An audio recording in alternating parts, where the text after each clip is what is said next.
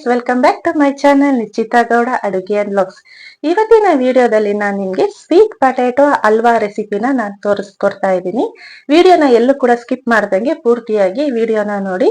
ಹಾಗೇನೆ ನಿಶ್ಚಿತಾ ಗೌಡ ಅಡುಗೆ and vlogs YouTube channel ತಪ್ಪದೆ ಸಬ್ಸ್ಕ್ರೈಬ್ ಮಾಡಿ, ಲೈಕ್ ಮಾಡಿ ಮತ್ತೆ ಶೇರ್ ಮಾಡೋದನ್ನ ಮರಿಬೇಡಿ. ಮೊದಲಿಗೆ ನಾನು ಇಲ್ಲಿ ಹಲ್ವಾನ ಮಾಡೋದಕ್ಕೆ ಅರ್ಧ ಕೆಜಿ ಗೆಣಸನ್ನ ತಗೊಂಡಿದ್ದೀನಿ. ಗೆಣಸು ಅಥವಾ ಸ್ವೀಟ್ ಪೊಟ್ಯಾಟೊ ಅಂತ ಏನ್ ಹೇಳ್ತಾರೆ ಅದನ್ನ ನಾನು ಇಲ್ಲಿ ತಗೊಂಡಿದ್ದೀನಿ. ಕನ್ನಡದಲ್ಲಿ ಇದನ್ನ ಗೆಣಸು ಅಂತ ಅಂತಾರೆ. ಇದರಲ್ಲಿ ಸ್ವಲ್ಪ ಮಣ್ಣೆಲ್ಲ ಇರುತ್ತೆ, ಅದೆಲ್ಲದು ಕೂಡ ಹೋಗೋ ತನಕ ನಾವು ಇದನ್ನ ಚೆನ್ನಾಗಿ ಒಂದೆರಡು ಸಲ ತೊಳ್ಕೋಬೇಕು. ಗೆಣಸೆಲ್ಲ ಅದನ್ನು ತೊಳ್ಕೊಂಡು ನಾನು ಇದನ್ನ ಒಂದು 3-4 ದಪ್ಪ ದಪ್ಪ ಪೀಸ್ಗಳಾಗಿ ಕಟ್ ಮಾಡ್ಕೊಂತಾ ಇದ್ದೀನಿ. ತುಂಬಾ ದಪ್ಪ ಇರುವಂತ ಗೆಣಸು ಪೀಸ್ಗಳನ್ನ 3 ಅಥವಾ 4 ಪೀಸ್ಗಳಾಗಿ ಕಟ್ ಮಾಡ್ಕೊಂಡಿದ್ದೀನಿ.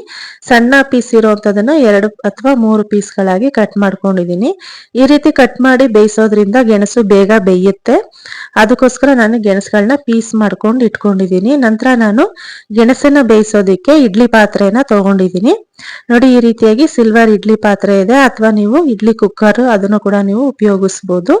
ಈಗ ನಾನು ಇಡ್ಲಿ ಪಾತ್ರೆಗೆ ಸ್ವಲ್ಪ ನೀರ್ ಹಾಕೊಂತಾ ಇದ್ದೀನಿ. ಹೇಗೆ ನಾವು ಇಡ್ಲಿ ಮಾಡ್ಬೇಕಾದ್ರೆ ನೀರ್ ಹಾಕೋತೀವಲ್ಲ ಅಷ್ಟೇ ಪ್ರಮಾಣದಲ್ಲಿ ನಾನು ಇವಾಗ ನೀರ್ ಹಾಕೊಂತಾ ಇದ್ದೀನಿ. ಹಾಗೇನೆ ಒಂದ್ ಸ್ವಲ್ಪ ನಾನು ಹುಣಸೆ ಹಣ್ಣನ್ನ ಕೂಡ ಹಾಕ್ತಾ ಇದ್ದೀನಿ ನೀರಿಗೆ. ಈ ರೀತಿ ಹಾಕೋದ್ರಿಂದ ಪಾತ್ರೆ ಕಪ್ಪಾಗೋದಿಲ್ಲ ಜಾಸ್ತಿ. ಅದಕ್ಕೋಸ್ಕರ ನಂತರ ನಾನು ಇಲ್ಲಿ ಇಡ್ಲಿ ಮಾಡುವಂತ ಪ್ಲೇಟ್ ಏನಿರುತ್ತೆ ಅದನ್ನ ಇಟ್ಬಿಟ್ಟು ಅದ್ರ ಮೇಲೆ ನಾನು ಗೆಣಸು ಪೀಸ್ಗಳನ್ನ ನಾನು ಸುತ್ತಲೂ ಹಾಕ್ತಾ ಇದ್ದೀನಿ. ಈ ರೀತಿ ಬೇಯಿಸೋದ್ರಿಂದ ಗೆಣಸು ಚೆನ್ನಾಗಿ ಬೇಯುತ್ತೆ ಮತ್ತೆ ಟೇಸ್ಟಿ ಆಗಿರುತ್ತೆ. ನಾವು ನೀರೊಳಗಡೆನೆ ಹಾಕ್ಬಿಟ್ಟು ಗೆಣಸನ್ನ ಬೇಯಿಸಿದ್ರೆ ಟೇಸ್ಟ್ ಎಲ್ಲದು ಕೂಡ ನೀರಿಗೆ ಇಳ್ಕೊಂಡ್ಬಿಡುತ್ತೆ, ಆಗ ಗೆಣಸು ಸಪ್ಪೆ ಅನ್ಸ್ಬಿಡುತ್ತೆ. ಈ ರೀತಿ ಬೇಯಿಸೋದ್ರಿಂದ ಗೆಣಸು ತುಂಬಾ ಟೇಸ್ಟಿಯಾಗಿ ಬರುತ್ತೆ.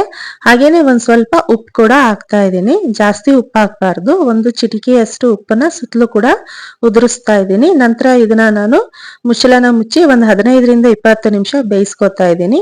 ನೋಡಿ, ಇವಾಗ 15-20 ನಿಮಿಷ ಆದ ನಂತರ ಗೆಣಸು ಈ ರೀತಿಯಾಗಿ ಬೆಂದಿದೆ.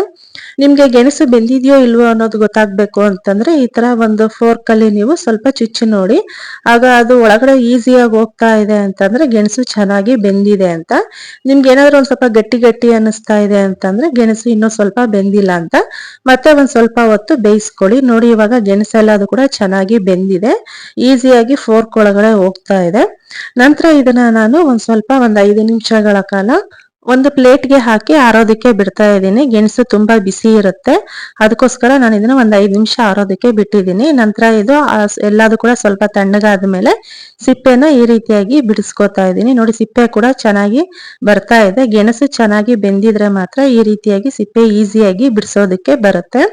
ನಂತರ ಇದು ಎಲ್ಲದು ಸಿಪ್ಪೆಗಳನ್ನ ನಾನು ಬಿಡಿಸ್ಕೊಂಡು ಗೆಣಸನ್ನ ಒಂದು ಸ್ವಲ್ಪ ಸ್ಮ್ಯಾಶ್ ಮಾಡಿ ಇಟ್ಕೊಂತಾ ಇದ್ದೀನಿ. ನಾವು ಇದನ್ನ ಮಿಕ್ಸಿನಲ್ಲಿ ರುಬ್ಬೇಕು.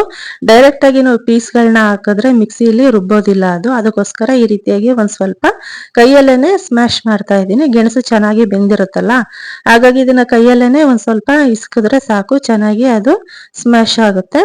ನಂತರ ನಾನು ಇಲ್ಲಿ ಒಂದು ಮಿಕ್ಸರ್ ಜಾರ್ನ ತಗೊಂಡಿದ್ದೀನಿ. ಇದಕ್ಕೆ 1 ಕಪ್ ಅಷ್ಟು ನಾನು ಬೆಲ್ಲ ಹಾಕೊಂತಾ ಇದ್ದೀನಿ. ಬೆಲ್ಲನ ನೀವು ನಿಮ್ಮ ಟೇಸ್ಟಿಗೆ ಎಷ್ಟು ಬೇಕು ಸ್ವೀಟ್ ಅದರ ತಕ್ಕನಾಗಿ ನೀವು ಬೆಲ್ಲ ಹಾಕೊಳ್ಳಿ. ಹಾಗೆ ಅರ್ಧ ಹಿಡಿಯಷ್ಟು ಕಾಯಿ ತುರಿನ ಹಾಕ್ತಾ ಇದ್ದೀನಿ.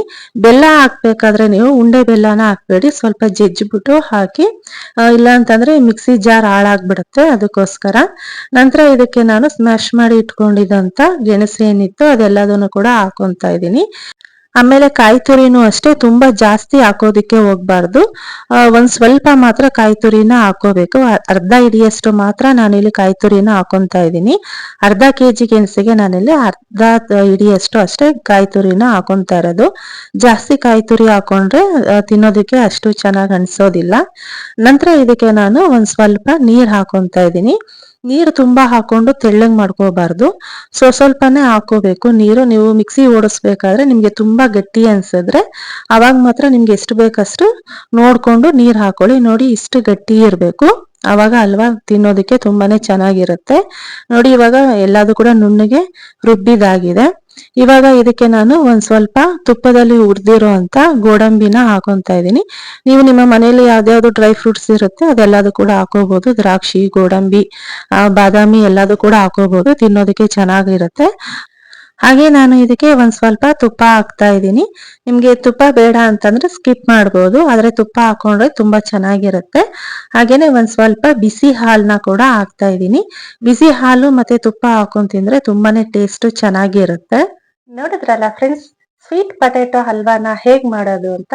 ಎಲ್ಲರೂ ಕೂಡ ಗೆಣಸಲ್ಲಿ ಸ್ವೀಟ್ಸ್ ಗಳನ್ನ ಹಾಗೇನೆ ಕೆಲವೊಂದು ಡಿಶ್ ಗಳನ್ನ ಮಾಡ್ತಾ ಇರ್ತೀರಾ. ಆದ್ರೆ ಈ ಒಂದು ಸ್ವೀಟ್ ಪೊಟ್ಯಾಟೊ ಹಲ್ವಾನ ಒಂದ್ಸಲ ಟ್ರೈ ಮಾಡಿ ನೋಡಿ, ತುಂಬಾನೇ ಚೆನ್ನಾಗಿರುತ್ತೆ. ಹಾಗೆ ತುಂಬಾ ಕ್ವಿಕ್ ಆಗಿ ಹಾಗೆ ಈಸಿಯಾಗಿ ಕೂಡ ಮಾಡಬಹುದು.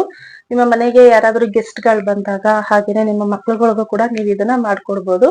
ತುಂಬಾನೇ ಟೇಸ್ಟಿ ಆಗಿರುತ್ತೆ. ಬನ್ನಿ ಇವಾಗ ಈ ಸ್ವೀಟ್ ಪೊಟ್ಯಾಟೊ ಹಲ್ವಾನ ಟೇಸ್ಟ್ ಮಾಡ್ತಾ ಇದೀನಿ, ಹೇಗಿದೆ ಅಂತ ನೋಡೋಣ. ಸಖತ್ತಾಗಿ ಬಂದಿದೆ. ಇದ್ರಲ್ಲಿರುವಂತ ಡ್ರೈ ಫ್ರೂಟ್ಸ್ ಹಾಗೆ ತುಪ್ಪದ ಫ್ಲೇವರ್ ಎಲ್ಲ ಕೂಡ ತುಂಬಾನೇ ಚೆನ್ನಾಗಿ ಬಂದಿದೆ. ನೀವು ಕೂಡ ಒಂದ್ಸಲ ಮನೆಯಲ್ಲಿ ಟ್ರೈ ಮಾಡಿ ನೋಡಿ. ಹಾಗೇನೆ ನಿಶ್ಚಿತ ಗೌಡ ಅಡುಗೆ ಅಂಡ್ ವ್ಲಾಗ್ಸ್ ಯೂಟ್ಯೂಬ್ ಚಾನೆಲ್ ನ ತಪ್ಪದೆ ಸಬ್ಸ್ಕ್ರೈಬ್ ಮಾಡಿ, ಲೈಕ್ ಮಾಡಿ ಮತ್ತೆ ಶೇರ್ ಮಾಡೋದನ್ನ ಮರಿಬೇಡಿ.